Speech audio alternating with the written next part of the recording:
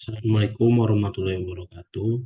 Nama saya Surya Prahanda, NPM 200802102.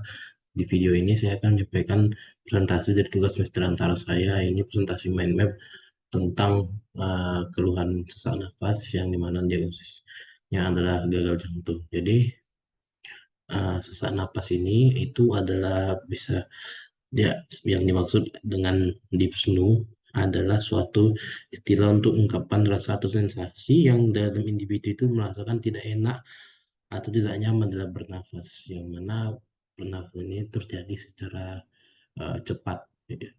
Dan untuk definisi di gagal jantung ini di mana kondisi di mana jantung ini tidak lagi mampu memompa asupan darah yang memadai, di mana menurunnya fungsi kerja dari jantung itu sendiri, yang mana jantung ini itu dibedakan dari berdasarkan kelainan struktural jantung dan berdasarkan kelainan struktural dari pembuluh darah jantungnya. Dan untuk patofisiologi dari gagal jantung itu kan karena adanya kelainan kontraktilitas pada gagal jantung akan mengganggu kemampuan pengosongan ventrikel. Sedangkan kontraktilitas ventrikel kiri yang mengurangi cardiac output dan meningkatkan volume ventrikel. Dengan meningkatnya volume akhir diastolik ventrikel atau EDV, maka terjadi pula peningkatan tekanan akhir diastolik kiri, LEDV, dan meningkatnya LDV yang akan meningkatkan peningkatan napas.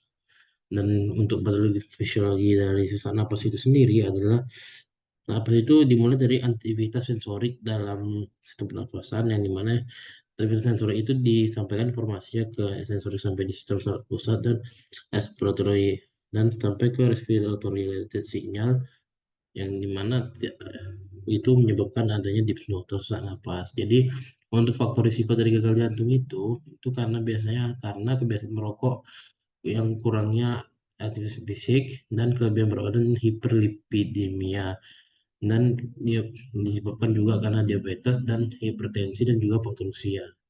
Untuk menegakkan diagnosisnya itu bisa digunakan anamnesis, yaitu menggunakan metode Orchard, yang dimana kita tanyakan kepada pasien itu sudah apa keluhannya, sudah berapa lama, dan sejak kapan. Nah, biasanya itu keluhannya itu sesak nafas pada pasien gagal jantung.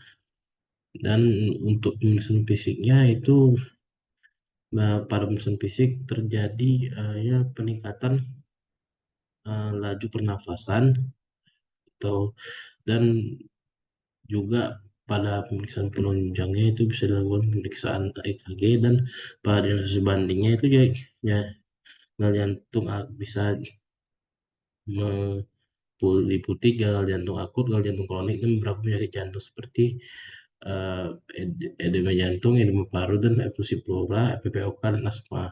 Untuk tata laksananya bisa menggunakan tata laksana farmakol dengan farmakol.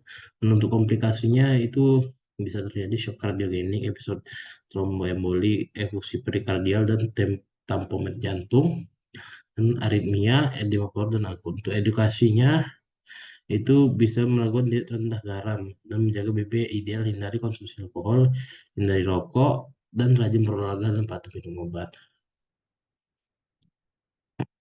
Baik, sekian presentasi dari saya. Mohon maaf apabila ada banyak kekurangan, dan inilah beberapa referensi yang saya himpun untuk membuat presentasi ini.